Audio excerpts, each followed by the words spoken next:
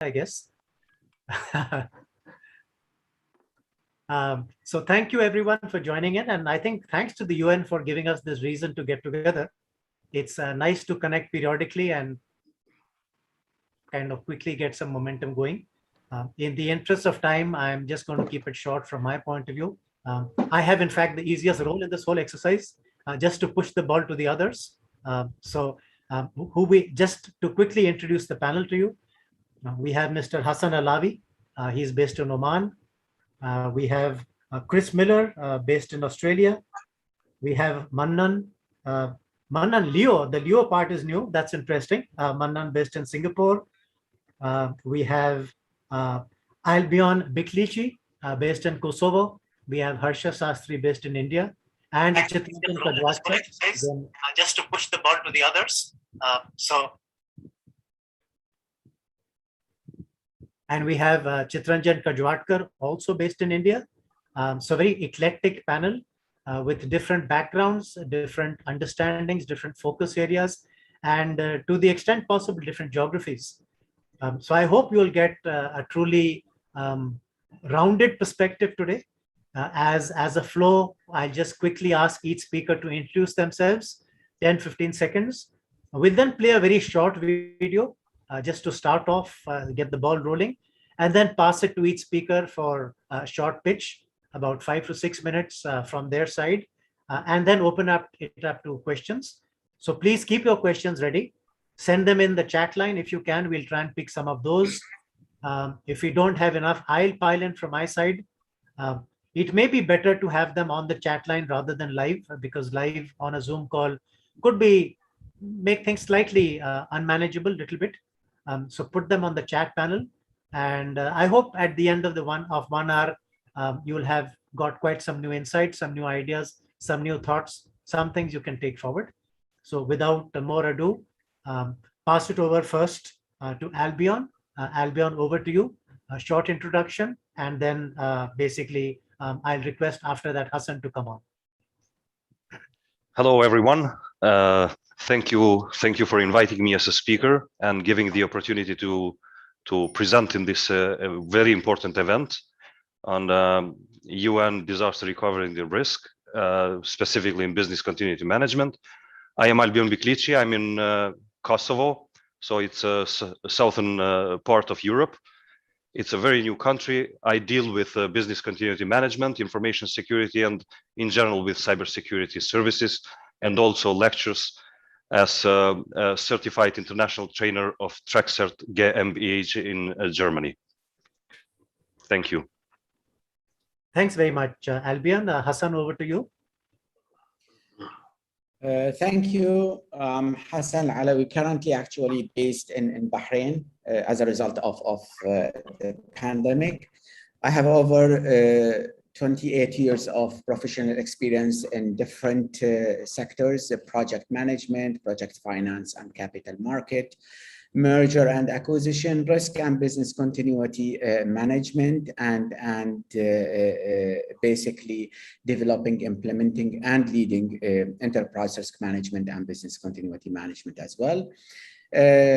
I'm a specialist member of the Institute of Risk Management, members of the BCI, as well as the Professional Risk Managers International Association. Thank you. Thank you, Hassan. CK, would you like to go next? Yes, this is C. Kajwatkar, Mumbai, India. People call me CK. I've been part of IT industry more than 40 years, headed IT departments and financial institutions. So I have exposure to technology as well as business continuity, cyber risk, information security, etc. Interested to learn from all participants. I'm MBCI and have been working on various engagements in government sector as well as financial institutions. Thanks very much, CK. Chris, all yours. Thanks, Dinesh, and welcome to everyone, and looking forward to learning from the panelists as well. Greetings from Australia. Unfortunately, I'm not in Canberra at present, where I used to be the Business Continuity Manager for the Australian Parliament House. My background is in emergency management, in counter-terrorism, other health emergencies dating back from AIDS, HIV. So needless to say, along came COVID, and all of a sudden people discovered the health emergencies in my resume, which has kept me wildly busy since. So I'll hand over to to Harsha. Yeah, Harsha, all yours. Okay, thanks, Dheeraj, and thanks, Hi, Ko, for hi this everyone. great event of yours. And, I am Harsha here, and just a professional from business continuity and disaster recovery and resilience. So I am a head of a global organization. At the same time, if you want to follow and understand more of business continuity and resilience, you should just follow me on LinkedIn, hashtag continuity moment insight. That is what is my brief introduction to all of you. Great, thank you. And Manan, last but not the least.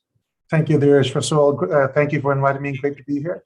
Hi, everybody. My name is Manan. I've been very blessed to have worked on both the financial side and also on the consulting side, mainly focused on risk, security, and resilience. I'm based in Singapore.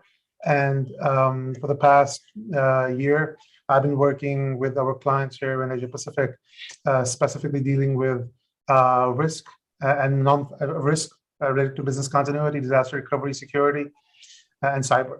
So great to be here and looking forward to the conversation. Great, thank you so much. Thanks for all speakers. Thanks to the audience. Richa, over to you. You can start the video, please. Sure, sir.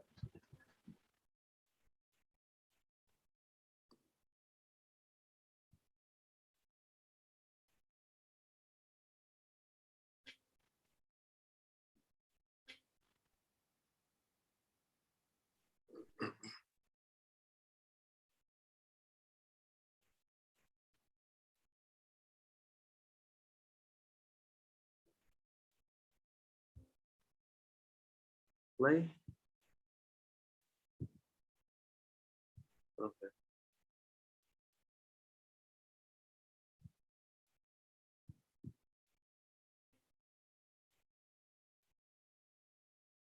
The sound seems not to be coming through, Richa. Even though I think the text is adequate, so the message gets across.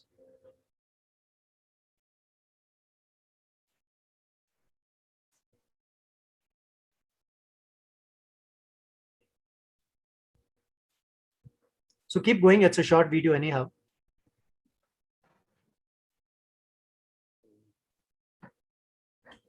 Pretty short. Okay. What's always fascinated me is this correlation between nature and the corporate world. They are in some ways two sides of the same coin. The theme for today, of course, riding on the UN initiative, is business continuity in a post-pandemic world. I'm going to now hand it over. Start with you, Albion, just purely in terms of alphabetically. And you were the first to join in today. So you get kind of first prize to start off. So thanks so much in advance. Your 6 minutes starts. And if you can very briefly cover your thoughts about how things integrate between the correlation and the alignment between disasters and continuity, and your pitch about business continuity in a post-pandemic world. To the extent even some tidbits about your geography, I'm sure would be welcome. So over to you. Thanks so much. Thank you, Dhirai. Thank you very much, and thank you for the opportunity. Yeah, we'll try to cover from the geographic area, especially from Kosovo and around Albania, Montenegro, Macedonia. I will be speaking on their behalf because I work in this area here in the region. I mainly I didn't want to go to too much in my background, but since a long time ago, I started work in different profiles, starting as an IT, in a networks, servers, stuff like that in United Nations since 1999. And I worked later on after 10 years for the European Union mission in Kosovo as well. Then I worked a little bit, 1.5 year in PCB. You already know the PCB because you are partnering with them. After a while, I'm owning my company. I'm dealing with cybersecurity, information security, disaster recovery, and business continuity, preparing other companies, financial institutions, medical institutions, and other businesses as well, preparing them for any disaster, trying to figure out the information security and cybersecurity protection with the best practices and based on their budget. What happened in 2017? I wrote the article that it was gone viral through PCB. I said that in disaster recovery and business continuity, governments and organizations, private and public, both of them should consider that with this priority, we consider with not if something will happen, but when it will happen. If we start with this approach to the problems prior happening, then we kind of prepare the organizations, and governments prepare themselves for any situation. The disaster were considered in many companies in my region here, like, if a server fails, if a telephone line got cut, what we will do in this situation and stuff like that. And we were proposing all the time that the disasters come in different ways. It happens in my region. We had an earthquake, very, very hard earthquake that it was kind of disaster in Albania. Then after that, we had fires in the mountains. After that, immediately came the COVID-19 pandemic situation. So not everyone was prepared for this situation. So what happened? It happened that nobody took seriously the effects of disaster, and the business continuity management was not very well handled before in many organizations. We can say that small and medium organizations, they kind of, because of their budget, they couldn't handle as well, but it happened also to enterprises that the companies were closed, the government closed their offices due to the pandemic situation. So most of the businesses, they were acting after a disaster happened, but they didn't do anything like proactively preparing themselves for the disaster. But with my opinion, it's and kind of suggesting everyone that if we think like the things will happen and they will happen, it's not matter if, but it's matter of when. And if we go with this in the mind, we can be well prepared, at least on some percentage, and not. For example, I will take some cases here. Hotel, very 5-star hotel in Pristina, here in capital of Kosovo. They had to close their offices because the pandemic and the situation. The regulation said that the hotel should be closed. Okay, that was all around the world. Businesses they lost their customers and stuff like that, but the disaster was not prepared well, and they lost their employees. They were not prepared for any business continuity management, at least to give the employees a 30% or 20% of their salaries, just to keep them, hold them for the hotel, and not lose them immediately when the work started again. So the other point was, even the government was not well prepared in this situation. They didn't have funds to finance these categories of the people that they lost their jobs, and the disaster is just coming. So the post-pandemic situation, it's not so bad here in Kosovo, because the Kosovo is not so rich country. It's we can say the youngest country in Europe, and we are building kind of these regulations and preparing for disaster in the future. But we see all over the world, and mainly in this region, that at least we didn't have even masks. We didn't have vaccines either, neither registered for the vaccines, but our government took actions, and these actions were just 1 year after the pandemic, COVID-19 started.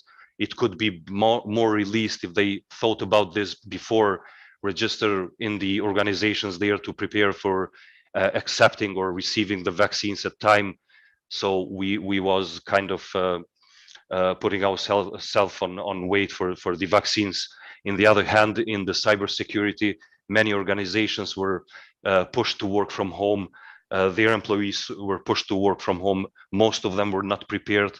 They took action, as I'm saying now, action, because we know that in cybersecurity, information security, business continuity, disaster recovery, we always lecture that businesses and organizations, public and private, should work proactively in these areas, in these sectors. So most of the companies, not most of them, but some of them were closed. Some of them, their act in this situation, they prepared some online sales spots, and some restaurants start take over. I mean, sending the food at home, like with orders, not destroying all the businesses, but not everyone was prepared like that. So this is the case in our region. I think I have met a lot of colleagues from different parts of the world these past months, and we discussed about these things, and it's similar happened everywhere, I think. And I would like myself to hear about more from my colleagues, speakers, lectures from the part of Asia, India, Singapore. It's my pleasure to have you all and listen to your thoughts as well. Thank you very much. Thanks so much, Albion. So you perfectly kept in your 6 minutes. Thank you so much. Quick reminder to everyone, do shoot off a question on the chat line there and then. And if you can mention which speaker it's for, that will be great. So at least as we finish the presentations, we can go straight into the Q&A.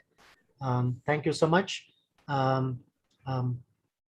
I started off with you alphabetically, Albion, but if I just go in order of sequence, Harsha, you want to come next?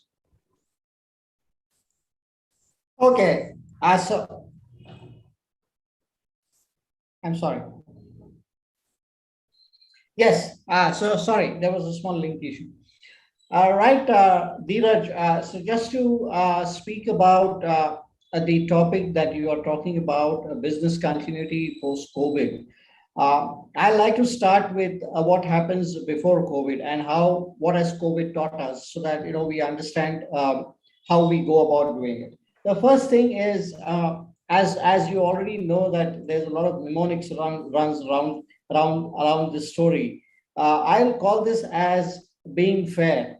So when I say that it's all about being fair, it's all about having the federation, having basically agility rather than just being available. Then it's all about being inclusive. It's being about introspection, and it's all about having resilience rather than just being robust. So if you look at all these attributes of FAIR, you will realize that whatever we have experienced is everything to do with bringing in the community along with us, as much as we transitioned COVID through various means, by either working from home or transitioning ourselves or isolating ourselves, or doing various other things. So basically, if I have to just say, organizations need to start looking at business continuity as probably the first step towards the resilient world, and move towards that direction through collaboration, through federation, and through bringing in the community along with them. The first person who responds is your neighbor. It is not anyone who's far away from you. So that's true when it is the community who is helping you out when you are in distress, whether it is a natural calamity or whether it is something that happens to you on the road, or whether it is an accident. It's basically the people around you who are helping you first. And that's what today's event of the International Day for Disaster Risk Reduction is all about. When we are talking about community to help and the people around us to take us through, rather than waiting for something else to happen. The other thing that I'll just like to touch upon is about the basic thing of the fix it. Now, whether it is gallons of water or whether it is tons and gigabytes of data, fundamentally it is all about the fix that you need to bring. Whether you're fixing information technology or whether you're fixing the actual problem by itself, of not being prepared or not being able to assess one's own risk and exposure before getting into the planning phase. So now if you actually look at it, it's all about being fair, giving an opportunity to the youngster to rise, giving an opportunity to the community to get inside, bringing in awareness amongst the community as to how they have to respond, sharing your knowledge, giving it away in order that you gain more. And ultimately, it's all about fixing the problem to rise and be resilient. So this is what I'll just like to say on this day, on this event for us.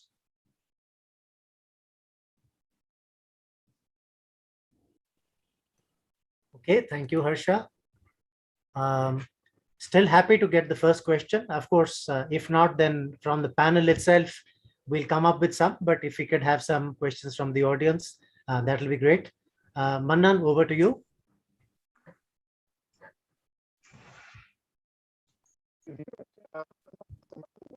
Great panel, very, very important subject where we are.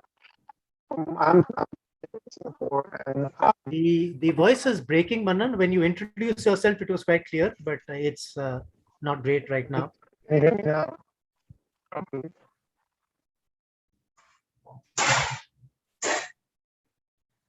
I hope it's not just me. Much better now. Thank you. Okay, awesome. Yeah, expensive headsets that don't work. I apologize. Live TV, folks. Sorry. So where were we? So I'm based in Singapore, and I think I was thanking Dheeraj for the poignant subject which we have at hand. I'm based. From my vantage point here in Singapore, I've been involved in. I've worked in the Middle East. I've worked in Europe and North America, and I'm gonna share my experience from an APAC perspective. Before this COVID pandemic came along, organizations were already moving on their digital journey, digitizing their processes and weaving technology as a fundamental fabric of their organization. And that obviously exposed them to a much higher caliber of technology risks, cyber risks, and other availability risks. That was something which organizations were already dealing with. And those particular set of problems and that particular digitization trajectory necessitated that organizations weave together a resilience posture, which includes risk, security, and resilience under a overarching risk umbrella, and not to develop resilience in a silo, security in a silo. So that particular integration and integrated overarching organizational resilience posture is one which was the overarching need before this pandemic came along. What this pandemic has done is a couple of things. From my experience with leading companies here in Asia Pacific, is a couple of things. One, obviously the shift in paradigm from working in a social gathering in the office to a work from home paradigm, which obviously brings with it a higher exposure to technology risks, among other things. And that obviously leads to threats which directly affect the availability of the key processes and services of organizations. So this pandemic has accentuated the need for having a very robust resilience program. And what I've been dealing with organizations in this particular region, obviously APAC is a large region and has a mosaic of different maturity of regulatory regimes and the maturity of the resilience baseline here, whether you're talking about Singapore, Hong Kong, whether you're talking about ANZ, Southeast Asia. So there are a hodgepodge of different levels of maturity when it comes to how organizations deal with organizational resilience. But I think the fundamental shift which we have seen for those sectors which are regulated and for those which are not regulated is a shift from a siloed approach to organizational resilience, where resilience is thought of as something which needs to be, which is a result of somebody has to close their audit exceptions, or compliance has come up with something, or because of the need of an attack which happened and the C-suite just woke up and they want to, solve that problem. So I think that shift away from an ad hoc posture to a more well thought out, organizationally focused posture is one which the regulators are pushing in those segments which are obviously regulated, and even the ones which are not regulated. Organizations are now looking at how to integrate their risk, security, and resilience postures, weave them together so they have common taxonomies, they are mutually intelligible, and of course they have a technology layer at the core that allows for transparency, accountability, and of course a fast track to action. I think I know we have a 6-minute cap. I think the last thing which I want to say as a practitioner, I think the one thing which heartens me is I'm seeing organizations in this part of the world, whether you're talking about first world economies like Singapore, Hong Kong, ANZ, or developing economies in other parts of Southeast Asia, is that they're focusing now on having that integrated, risk-based organizational resilience view. That obviously is a long journey, an evolving journey. And that is something which obviously delights me as a practitioner. And I think that is, and the last thing which I'm seeing in this part of the world is that technology is playing a much more crucial factor in ensuring that organizational resilience postures are very robust. In those segments which are regulated, that is because of regulatory pressure. But in the ones which are not regulated, I think people are now coming to see the benefits of having that risk-based integrated approach. So I think that summarizes my thoughts on what has changed post-pandemic and what it will look like, the organizational resilience posture of organizations. Over to you, Dheeraj. Thank you. Thanks, Manan. Our speakers are being wonderful about their time limits. Thanks so much. Chris, over to you. Thanks, Dheeraj. It's very good to be with you all this evening to share some insights from Australia. And conveniently, I'm presenting tomorrow in the Philippines. So I actually had gathered some of the data, yes, that's relevant for my few remarks tonight in 6 minutes. Some of you will be aware that the existence of today dates back to 2009, when the United Nations made a resolution that there would be such a day, the International Day for Disaster Risk Reduction, on the 13th of October. And we continue to commemorate that day, and it's a very important one for bringing communities in with government and business, not-for-profits, the whole rubrics of the economy and communities. And of course, COVID has tested us all, particularly since the 11th of March 20, when it was declared a pandemic. But some of us who worked in health emergencies before this one were, as my husband does, scream at the TV.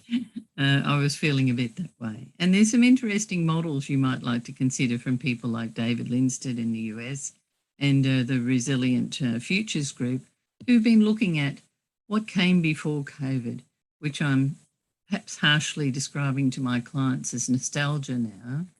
We're in the new normal, perhaps for at least the next 2 to 5 years. Again, one of my colleagues has challenged me that it's actually 10 years perhaps, or longer. And of course, we're preparing for the next normal, and some businesses are using the methodology and platform of business continuity to help them plan forward into that next normal. And we're doing that often by what we call interim post-incident reviews, where we look back, look now, look forward, and try and capture those lessons before we lose them. And I've been a proponent of the oil methodology, as they call it. Good enough for the British and Australian Army, good enough for emergency managers in Australia, and a few business continuity ones like me that come with an emergency management background, where we capture observations, insights, lessons identified. They're not learned until changes are made. And we bring that into our practice, and you'll see a lot of business continuity managers are doing these interim post-incident reviews or after-action reviews. While we're on this roller coaster that's COVID. But the data that's coming through is quite interesting. The way we used to be, like 9 to 5, Monday to Friday, for many businesses in the office, that's become very unpopular. We're looking at about 2/3 of people against that who voted in this LinkedIn poll. And also even the length of the working day. Should it be shorter because the commute's been taken out? There's been a real discussion about whether we're working from home or living at work, and whether we should be doing a 4-day week as against a 5-day week, where we should be living. In Australia, there's been a great uptake of movement out of capital cities to regional centres. I've had a forced move out of my home in Canberra to a regional centre, but some people are actually choosing that. And given that my background is in HR, I've been talking to some HR managers who've been pointing out that they're recruiting globally now, whereas previously in Australia, the majority of employees had about a 1-hour commute or less to their office. That's not going to be the case going forward post-COVID. And what can we expect? Well, more outbreaks, more waves, more variants. And we can expect labour shortages or the labour being in the wrong place. Now, I see we've got Jacob Miller on the line tonight. He can tell you more about supply chains than I can. But nevertheless, there's some real issues in the sea as well as the air. We've got containers in the wrong place. We're paying 800% apparently over the shipping price prior to COVID for ship availability. And of course, air cargo in Australia, we rely on 80% of air cargo coming in the belly, and that isn't the case anymore. The international average is 50%. And will international travel resume as we expected it pre-2000 or in 2019? Not for a while yet, according to the head of Boeing or IATA, the International Air Transport Association. And even things like the couriers, who appear to have done well, there's a real push towards robotics, drones, autonomous vehicles. Who knows where that will take us in the coming years? And instead of offshoring, onshoring. Making more use of 3D printing and robots. We're seeing robots as care robots, particularly emerging in Japan, where there's a large population of older people and a small population of workers. And where will all this take us, this whole rubric of robotics and artificial intelligence that's coming increasingly to the fore and will be more evident in the post-pandemic environment of work? We're even seeing here, this is an example of some work being done in Australia with defence personnel who've lost limbs and who are now using brain signals to control their prosthetics. So that just is a growth industry too. So, but importantly, I should finish with this point. The virus is not it must be defeated everywhere. Otherwise, it's not defeated anywhere. And I'm always open to questions. Thank you, Dara. Back to you. Brilliant. Thanks so much, Chris. Lots of nuggets of information. You packed a lot into 6 minutes. Thanks very much. CK, over to you.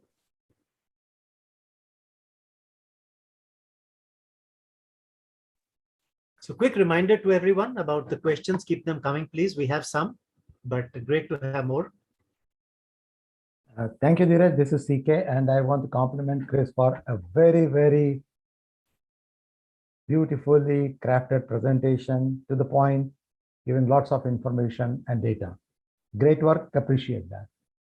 Now I want to start off with this International Day for Disaster Risk Reduction. And all of us know the biggest risk is the risk of complacency, that it will not happen to me, it will not happen to my organization, it will not happen to my country. But I think the pandemic has taught us that it can happen to anybody. So according to me, the biggest achievement of pandemic, if I can call it, it has reduced the risk of complacency in various minds and mindsets. That's the first advantage. I don't know whether I should call it advantage, but that's a positive side, that most organizations, most countries including our Prime Minister in India, who himself has started talking about business continuity management and so on and so forth. 25 years back, BCM, BCP was somewhere in the corner. Somebody would talk and forget about it. But today, if the national leaders are talking at large conferences, I think it's a great thing for overall countries per se. So in my mind, the biggest advantage or biggest thing post-pandemic is risk reduction in the context of risk of complacency seems to have reduced. Number two, the government machinery has moved in every country. At least in India, I've seen it has moved. Obviously, we were not just in time, but I don't think we're terribly delayed. And therefore, the agility of government machinery is also required to be considered. And this kind of agility, the speed and the performance has to continue. Coming to the post-pandemic mindset, I think the students, the staff members, the board members, and the political leaders, all of us have now reconciled to the fact that you don't have to be physically in a room to make decisions, to learn, or to understand things. You can be anywhere. As rightly said, now IT companies are not dependent on a location-based recruiting.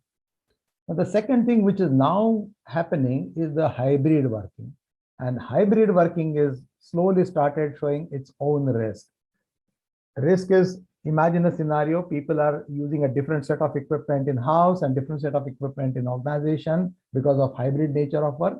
It will bring different kind of risk in terms of access, authentication, and identification. So we are working on that.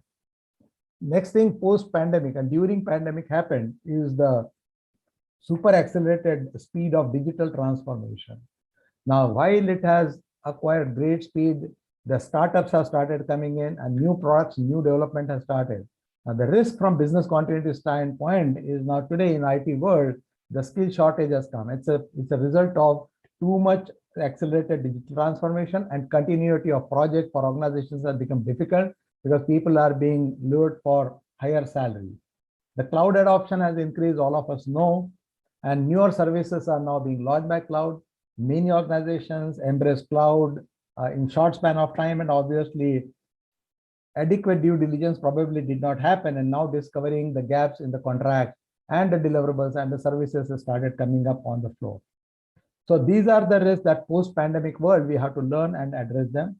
The cyber risk, the dimensions have changed, a lot of digital payments, P2P payments, and therefore cyber frauds on rise because every retail payment is going through mobile pay, which are Google Pay, Amazon Pay, and whatever way you want to pay. And that cyber risk is now touching every common person. The last point I wanted to touch upon is focusing on India, particularly our health industry, healthcare industry, let me call. We were working in very, very fragmented silos.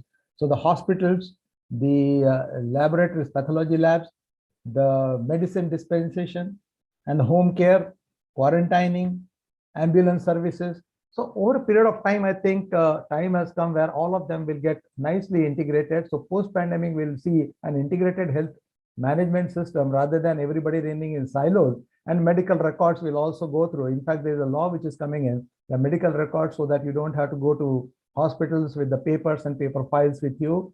And those are the changes that we are going to see. We saw distribution of vaccines. Now, vaccines are going to be here for some time, as somebody said that the virus has to be eradicated from every place. Otherwise, we are not eradicated it. Now, the viruses, we still don't know whether we have to take booster shots every 6 months, 9 months, whatever, and that thing will unfold. So from a risk reduction perspective, we as professionals, particularly from IT standpoint, we are keeping tab on three things. The risks arising out of super accelerated digital transformation. What does it mean to us? What does it lead us to? Number one. Number two, when we talk about digital transformation, the cyber risk come hand in hand. The third, people risk will continue, whether they are due to attrition or they are due to the pandemic. So these are the three areas we as professionals, at least people in my community, we are working, keeping eye on these three areas. That's all from me, Dheeraj. Over to you. Very nice, CK. Thank you so much. As always, kind of very forward-looking, and for everyone's benefit, CK is a former Global Personality of the Year winner with the BCI. And every time he speaks, I learn a whole bunch of new things. So it's always a pleasure. Thanks, EK. Mr. Hassan, over to you. Yeah, thank you. Good morning and afternoon again to all audience, whenever you are. I'm pleased to take part in this panel discussion on such a very crucial subject. Now, I think it's important to shed some light on the PCM pre-COVID-19 to continue what my colleagues started with.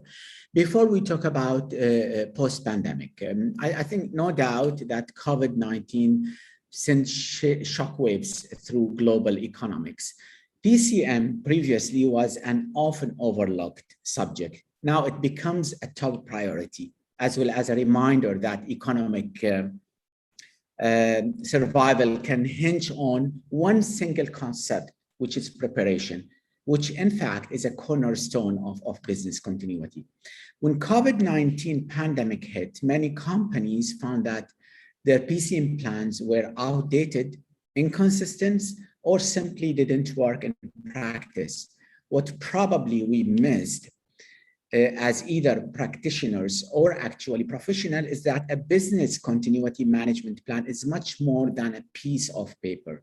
It's a blueprint for action that works only if the key players are able to understand and execute the plan. Now, 2020, last year, served as a wake-up call for the companies to rethink their BCM programs, put aside the governments, because one of the questions was hitting on that. Now, COVID-19 is a great example of complexity.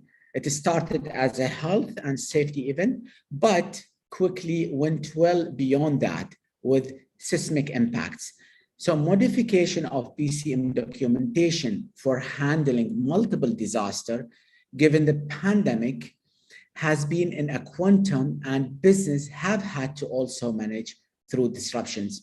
One example is the Shaheen tornado that hit Oman recently, causing severe damage to its infrastructure. What is needed and have stated to do is to try and include such disaster alongside with the pandemic and preparing for this, let's say, multi-disastrous situation, which could very much apply to many entities in different geography. And I think it does.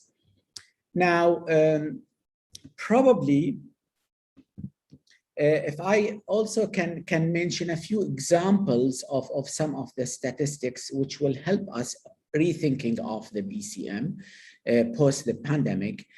For example, before, in a few years, we always have top reasons for cited for business continuity plan being minimizing downtime, protected what's important, communicating with confidence, and so on. Now, let's look into the recent COVID-19 survey, which found that half of the companies worldwide didn't have a business continuity plan in a place to offset the impact of the incidents, such as the current pandemic outbreak. Also, it was very interesting to look into the Alliance Risk Parameter of this year, 2021. The survey, which they surveys actually more than 2,700 risk management experts about their top corporate concerns. And what they chose, 62%, is initiating or improving the BCM. This takes us from what I mentioned at the beginning, that it's not like a piece of paper, it's a blueprint. So the 62% is saying that the main action companies are now taking in order to de-risk their supply chains and make them more resilient in the face of the global pandemic. And again, the last example is before the pandemic, more than 8 in 10 companies didn't consider a pandemic or other major health crisis as a top 10 risk. And you can imagine what happened during the pandemic and post, what should be done post the pandemic. With the few minutes or couple of minutes left to me, I think Few tips from me for creating and implementing an effective pandemic plan for any organization is basically first having a pandemic plan, which means including that in the risk register on the enterprise level rather than specific let's say department or section within the organization. Also determining potential business impact of the pandemic, designing a pandemic planning team from the incident manager to business unit leader and support services.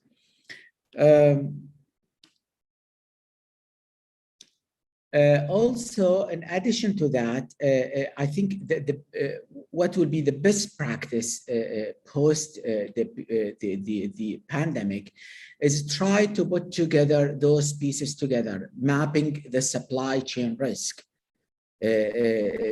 Basically, it's vital that firms have end-to-end views of their supply chain and consider every possible alternative. And then, as we always repeat, rethink and concentrate on smart technology towards more of digitalization. And at the end, re-emphasizing on build a can-do team. I think that's it from my side, Diraj. Thank you, Mr. Hassan. That's lovely. Let me go to the questions.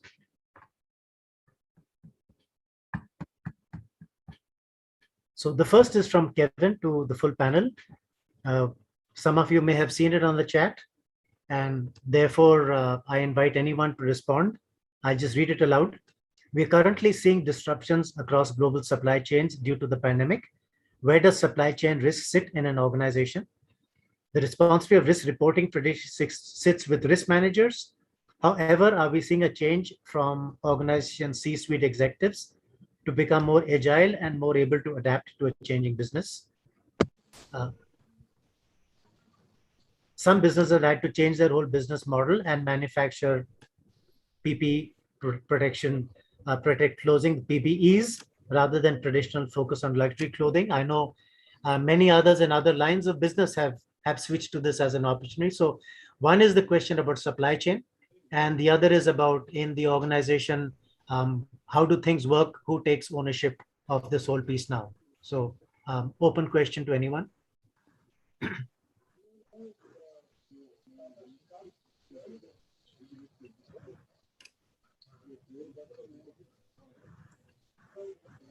Well, I can just start it off and others can probably follow.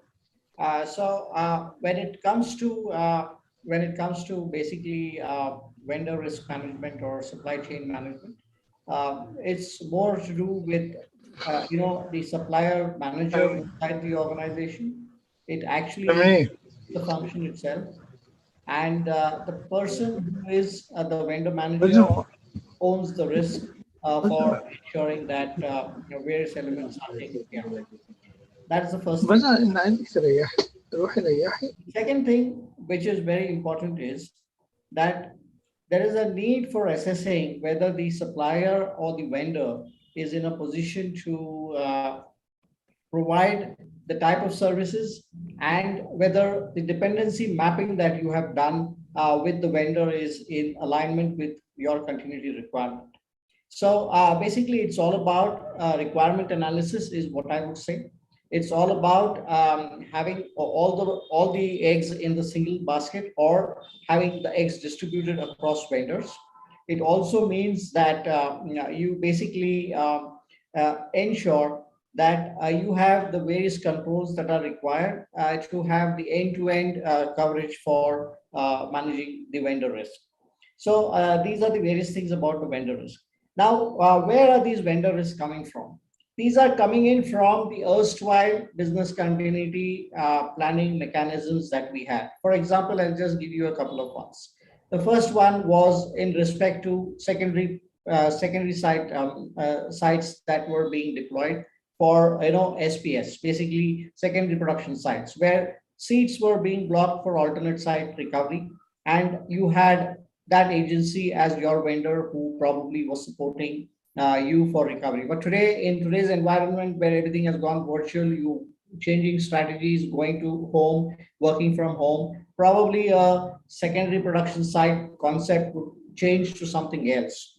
It may change on to mobile production vans, which would be able to cater to bring people from around a particular locality to the office, and if required, or from the office to different localities inside the city. So it could change. The models would change, the demands would change, the risks would change, and all these aspects would need to be considered when you're talking about a vendor management perspective. Now, when it's coming to building resilience with these types of vendors, it's very important that when you do your testing, you bring all these people together and have the entire risk resilience being validated, because otherwise you are just incurring costs in engaging vendors, but you're not validating whether those vendors who are engaged can actually deliver what you want at a particular point of time, at a particular interval of time, and on the day when you are going to get impacted. So it's all about capability, at the same time enablement and meeting requirements that you have with yourself. So that is my piece of information in respect to this. Okay, thanks, Harsha. That was nice and detailed. Any other thoughts from anyone else? Dheeraj, I'll just give my 2 cents, if you allow me. Please. Yeah, so I think Harsha covered some good points. In my experience, the question was about supply chain risk management. So, any mature resilience program on its own obviously has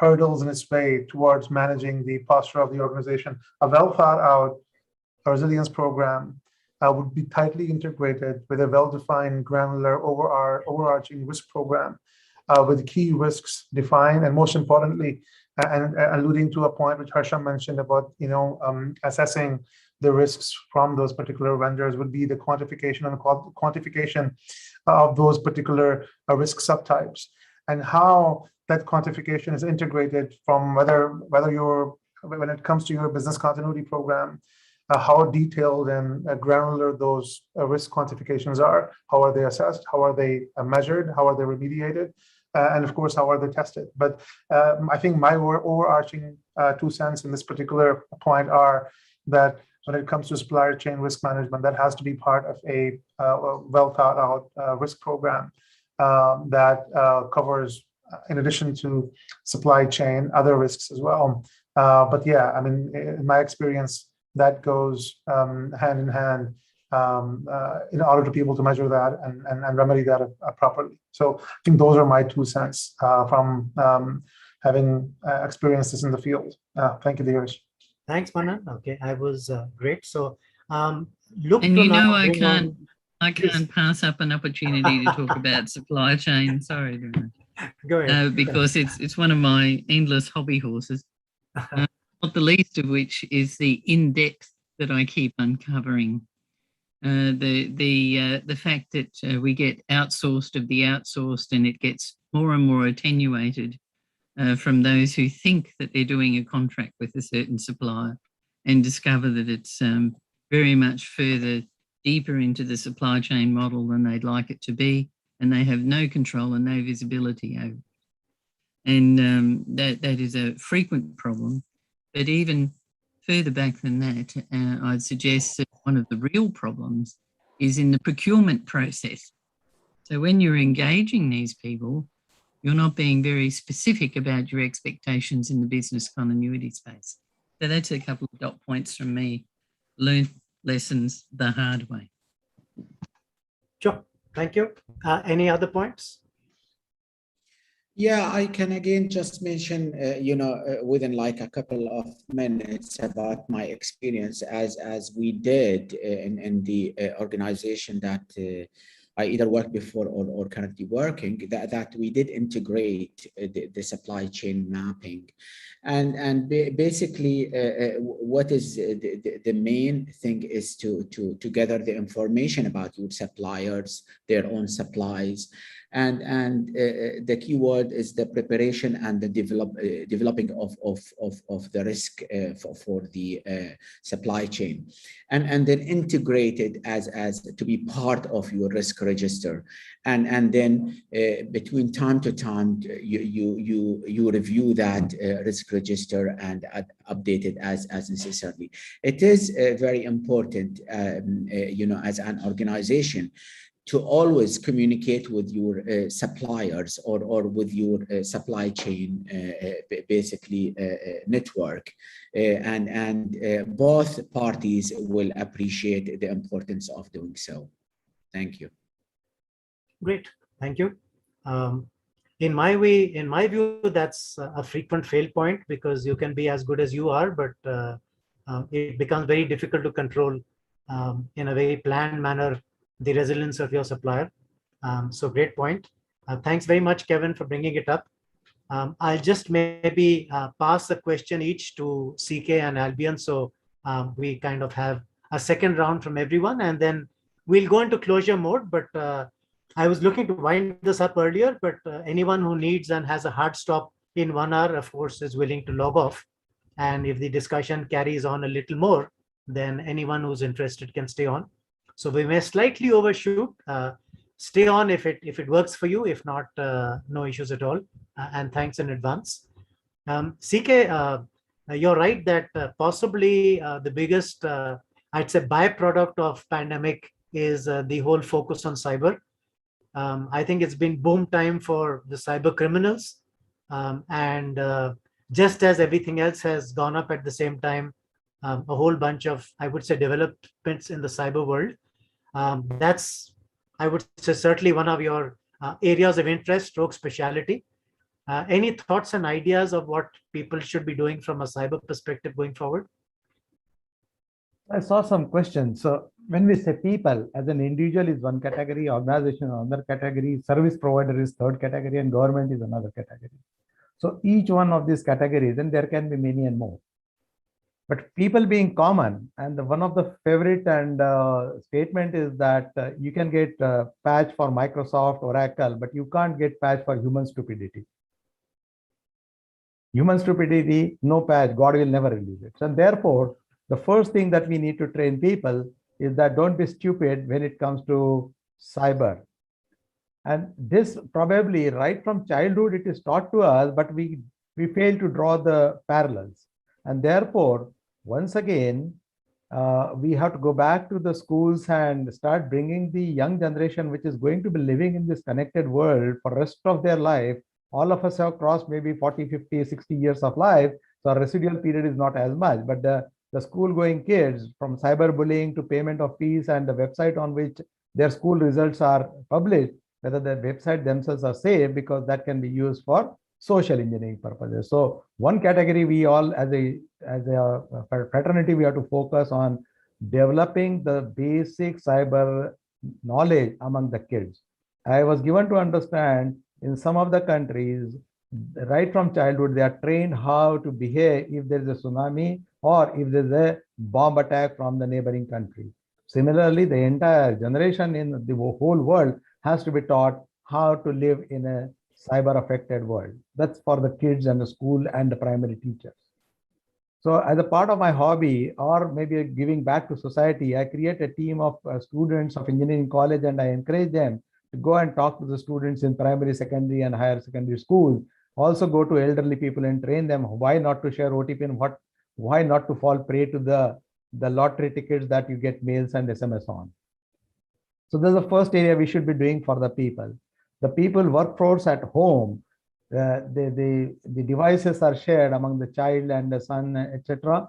And therefore, those basic levels, some kind of a hygiene management has to happen. For that, there has to be specialist assistance. You may be a computer professional, but it can't be DIY yourself when it comes to putting filters and which can draw boundaries among the kids and the adults. Organizations have learned very hard way what cybersecurity all about. Once again, stupidity has no patch, and therefore people training has been an important focus. We'll have to continue doing that. Technologies will do their role. They can throw thousands of alerts on CSOC, cybersecurity SOC. We will have SOC, which are mitigating the risk automatically, but still human stupidity will prevail. So people will continue, whether it is BCM, DR, or cyber.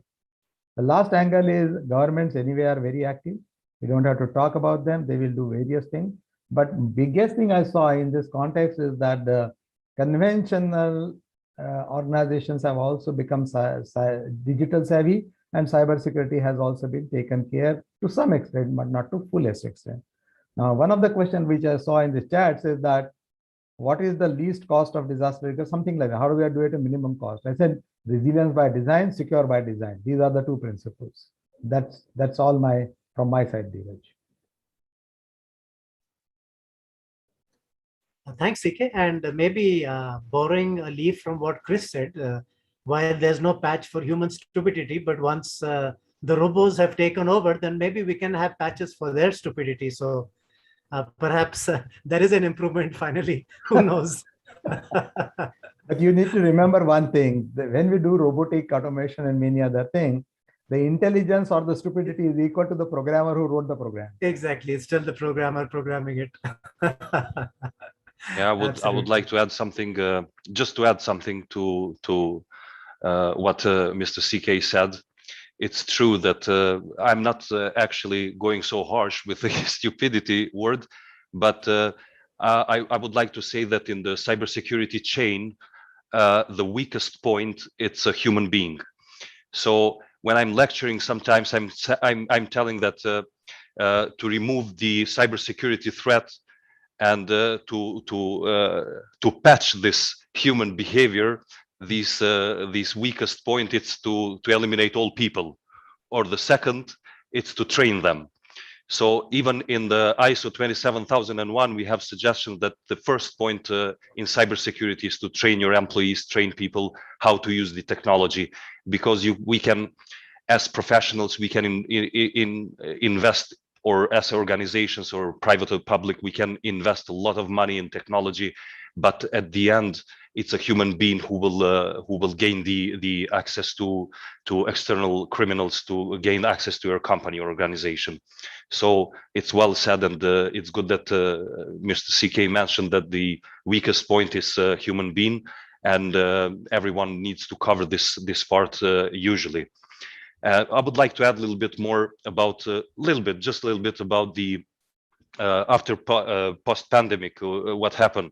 It's right, as Hassan said, Mr. Hassan said that everyone lesson learned, or they learned in the hard way that if we don't think about disaster recoveries in the different aspects, and business continuity was not taken before as I mean, with more confidence, or how can I say? Now they don't take it anymore for granted. So governments and our prime minister as well, and all companies CEOs are taking these precautions now. Everybody talks about business continuity management and planning to be better prepared for the future. So thank you very much. And just to take up your point about the human element, if you get a spare moment, and I know we don't have too many of those, type in Airbus cybersecurity videos on YouTube, and you'll get a whole lot of wonderful resources that Stefan Lenko, who was formerly their CISO, has made publicly available, courtesy of Airbus, and they're mostly without language. So they're very good non-verbal, because he was trying to manage a company of 155 with personnel in 155 countries. They're very well made, and they might just be a handy resource for you to raise with your people some of the obvious things, like don't put a USB stick in, be careful with your security pass, watch out what you click on. They only run for a minute or two, but they're very insightful and a great resource, and they're publicly available. Thanks to Airbus. I don't make any money from Airbus, but it's a good resource. Interesting. Thank you, Chris. Richa, you want to bring on the next video, please? Sure.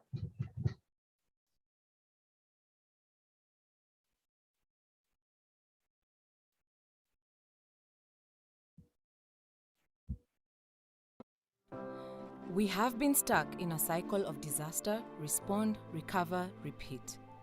climate change, ecosystem fragility, disease outbreaks, urbanization, mass displacement, and geopolitical instability all interact with each other, which means that shocks, stresses, and crises reverberate globally. The hyperconnectivity of our world fuels crisis even more. And despite all the evidence, prevention is not prioritized. We need to go from risk to resilience. Resilience is the capacity of societies and ecosystems to persist, adapt, or transform in the face of shocks and stresses. Resilience helps reduce disaster impacts. It is not only about resisting change or bouncing back, it's about living with change and continuing to develop. We have identified 5 attributes that help foster resilience on the ground. Global food production, for example, is becoming increasingly homogeneous, creating conditions for risks to propagate. Investing in diversity, knowledge, and livelihoods provides flexibility and the space for innovations to respond to change. Rather than increased efficiency as the only pathway to success, redundancy works with diversity to ensure that multiple options reinforce each other, thereby creating alternatives in the face of disasters. Balancing connectivity is fundamental for resilience. High levels can promote recovery after a disaster, but can also increase the potential for risk to spread. Inclusivity and equity are important for building trust and supporting collective action in responding to risk and change. Adaptive learning enables us to detect changes, learn from them, and tailor strategies appropriately. This supports better decision-making and governance. Investing in these 5 attributes help us go from risk to resilience. Learn more at preventionweb.net. Thanks, Richa. So a nice way to wrap it up, a nice way to kind of connect it all, and really some thoughts out there as to perhaps if we look at those 5 attributes, perhaps things that we can do to really move forward and increase the overall resilience of us all as individuals, as organizations, as communities. So maybe just quick final thoughts, a few seconds each. If I just go in the order of my screen, CK, I'll see you first. So over to you, and then I'll pass it on to Chris.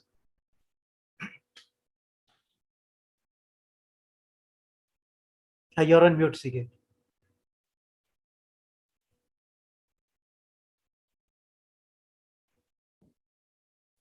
Now Yeah. Yeah. So all of us in this interesting profession called BCM, BR, whatsoever, every day is a learning day. Every time we think that we have learned something, you are reset to zero by nature or by pandemic. So keep learning, keep sharing, co-creation of knowledge. And that's how we have to keep inculcating in the generation next. That's all from me. Thank you, CK. Chris, over to you. Yes, never underestimate the power of preparedness, planning, prevention. The estimate from the FEMA data is for every $1 you invest in preparedness, saves you 4 in response and recovery. And the data from Katrina, it could be as high as 11. So for every $1 you invested in preparedness, your return on investment was $11 of suffering saved for people, community, and businesses. So invest in the front end, it will save you a lot of money and a lot of heartache. And That's thank powerful. you for the opportunity. That's powerful. You're great with statistics, Chris. Thank you. Harsha, I see you next. Okay, so this is what I like to say. Life continues to teach, so you need to continue to learn. That's the first thing that I like to say. The second thing, which is very important, is when you want to sing, you need to go and find the song. So that's the second thing that one needs to learn. And the third most thing is that when you want to be resilient, you need to go and find the risk and reduce it. So reduce the risk and you'll be a resilient person, a resilient organization, and a resilient enterprise. That is what I'll just like to say to wind up today on UNDRR's Day, which you have hosted for us. Thanks, Dheeraj. Thanks, Harsha. Thanks to all of you. Albion, I see you next. And the final word from me, it's the first word I said. Take approach for cybersecurity, for example, for disaster recovery and business continuity in these aspects for technology, with not if will happen, but when will happen. If we go with this approach, every business continuity management and plan will be perfect, I think. Thank you. Mr. Hassan? Yeah, final words from me. I think it's is the importance to be psychologically resilient, and the psychological resilience is the ability to mentally or emotionally cope with a crisis, or to return to pre-crisis status quickly. That's number one. Point two is to learn from mistakes of the past. Companies spending more time, what companies need to spend more time on drills and tabletop exercises, so that put their plans to test. Even a 2-3 hours tabletop exercise can better prepare employees to respond to future risks. Thank you. Great. Thank you, Mr. Hassan. And Manan, are you there?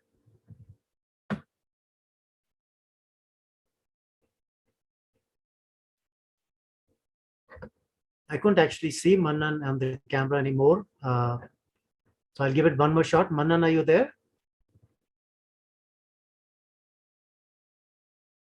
Perhaps not. So with that, I guess we'll call this to a close. I'm sorry we're a little bit overshot, but I think 41 people stayed on. So hopefully they were seeing the value. Thanks very much for everyone who dialed in. Certainly, thanks to the speakers. You're the ones who made it all happen. And maybe thanks to the UN for coming up with this day and giving us this opportunity. Harsha and I were discussing earlier, we'll try and continue to find such opportunities and such days and find reasons to do a quick connect. And as all of you said, keep learning, keep co-creating, keep interacting, and keep remembering what we thought we should have done, but we didn't. And when we remember it, hopefully we will. So with that, thanks everyone. Take care. Have a good day.